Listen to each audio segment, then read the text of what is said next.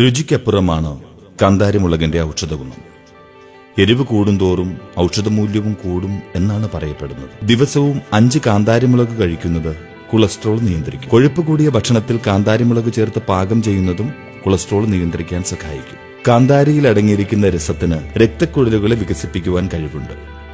കാന്താരിയിലെ ജീവകം സി ശ്വാസകോശ രോഗങ്ങളെ ചെറുക്കുകയും പ്രതിരോധ ശേഷി വർദ്ധിപ്പിക്കുകയും ചെയ്യും. ഹൃദ്രോഗമുണ്ടാക്കുന്ന ട്രൈഗ്ലിസറൈഡുകളെ അധികം ഉൽപ്പാദിപ്പിക്കുന്നതും നിയന്ത്രിക്കും. ഔഷധ ഘടകങ്ങളാൽ സമ്പന്നമായ പേരയില നിരവധി ആരോഗ്യ ഗുണങ്ങളുള്ളതാണ്. Anti inflammatory, anti mutagenic, anti microbial, polyphenol, carotenoid, flavonoid, tannin എന്നിവ പേരയിലയിൽ അടങ്ങിയിരിക്കുന്നു. സങ്കീർണമായ സ്റ്റാർച്ചുകൾ പഞ്ചസാരയായി മാറ്റുന്നത് തടയാൻ പേരയില സഹായിക്കും. അങ്ങനെ ശരീരഭാരവും കുറയ്ക്കാം. പേരയില എടുത്ത് കഴുകി 1.5 ലിറ്റർ വെള്ളത്തിലിട്ട് തിളപ്പിക്കുക. ഇത് ദിവസവും 3 പ്രാവശ്യം കുടിച്ചാൽ വയറുവേദനയിൽ നിന്നും മോചനം നേടാം.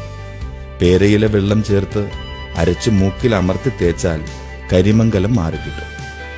പേരയില മിക്സിയിൽ നന്നായി അരിച്ചെടുക്കുക.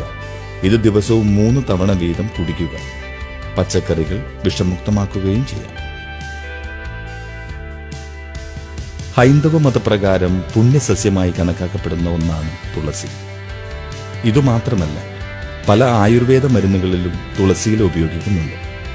സൈനസ് പ്രശ്നങ്ങൾ കാരണമുള്ള തലവേദന, മൈഗ്രെയിൻ, സ്ട്രെസ് മൂലമുള്ള തലവേദന തുടങ്ങിയ എല്ലാത്തിനും നല്ലൊരു പരിഹാരമാണ് തുളസിയില ഒരു നേരം ദിവസവും കഴിക്കുന്നത്. പനിയുണ്ടെങ്കിൽ ദിവസവും 3 നേരം ഓരോ തുളസിയില വീതം കടിച്ചു ചവച്ച് കഴിക്കുന്നത് ഗുണകരമാണ്.